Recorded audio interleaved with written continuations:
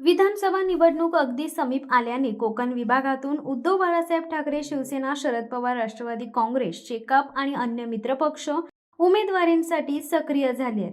कोकणातील अनेक ठिकाणच्या मतदारसंघावर दावे होत आहेत. काँग्रेसकडून मात्र एकाही मतदारसंघावर जोरदार दावा झालेला नाही. विधानसभा निवडणुका या महाविकास आघाडीच्या नेतृत्वाखाली लढल्या जाणार आहेत. तरीही महाविकास आघाडीतील सहभागी पक्ष आपापला दावा मतदारसंघांवर करीत आहे. यामध्ये उद्धव बाळासाहेब ठाकरे शिवसेना आणि शेकाप आघाडीवर आहे. काँग्रेस पिछाडीवर दिसत आहे. महाविकास आघाडीतून कोकण पदवीधरची उमेदवारी काँग्रेसच्या रमेश कीर यांना देण्यात आली होती. त्यात त्यांचा सडकून पराभव झाला. कोकणात रमेश कीर यांचे कर्तृत्व शून्य आहे. ते ज्या विभागात राहतात त्या रत्नागिरीतही त्यांची व्यक्तिगत माजी काँग्रेस जिल्हाध्यक्ष म्हणून अजिबात ताकद नाही. माजी मुख्यमंत्री विलासराव देशमुखांची रमेश कीर यांच्यावर विशेष मर्जी होती.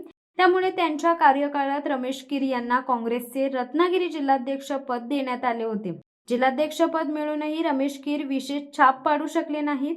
त्यांनी काँग्रेस वाढवली नाही, तर होती ती काँग्रेस संपवली, असा त्यांच्यावर नेहमी आरोप होतो. काँग्रेसचा एक कार्यकर्ताही त्यांचा समर्थक नाही. कोकण पदवीधरची उमेदवारी रमेश कीर सोडून अन्य कोणाला दिली असती तर वेगळे चित्र दिसले असते. अलिबागचे ॲडव्होकेट प्रवीण ठाकूर कोकण पदवीधरला इच्छुक होते. त्यांनी याआधी लोकसभा निवडणूकही लढवली होती. त्यांचा दांडगा अनुभव होता, मात्र त्यांचा पत्ता कट करून काँग्रेसला आमदारकी मिळू दिली नाही. महाविकास आघाडीचे समीकरण पाहता काँग्रेसला एक संधी देण्यात आली, मात्र त्यांनी ती गमावली. त्यामुळे विधानसभेला काँग्रेसचा विचार होईल असे वाटत नाही. कारण कोकणात म्हणजेच पालघर, ठाणे, रायगड, रत्नागिरी, सिंधुदुर्ग या जिल्ह्यात काँग्रेस नावाला शिल्लक आहे. महाविकास आघाडीतील सहभागी इतर पक्षांची काँग्रेसपेक्षा अधिक ताकद कोकणात आहे.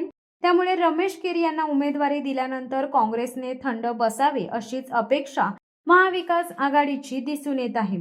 याबाबत काँग्रेसचे जिल्हाध्यक्ष महेंद्र घरत यांनी आज आवाज उठवण्याची गरज आहे. कोकणात उरण विधानसभा मतदारसंघात काँग्रेसची बऱ्यापैकी ताकद आहे.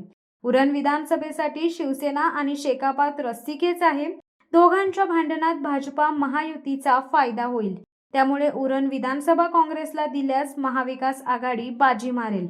शेकाप आणि शिवसेनेला शांत करता येईल. जसे कोकण पदवीधरला शिवसेनेला उमेदवार किशोर जैन यांना शांत करण्यात आले.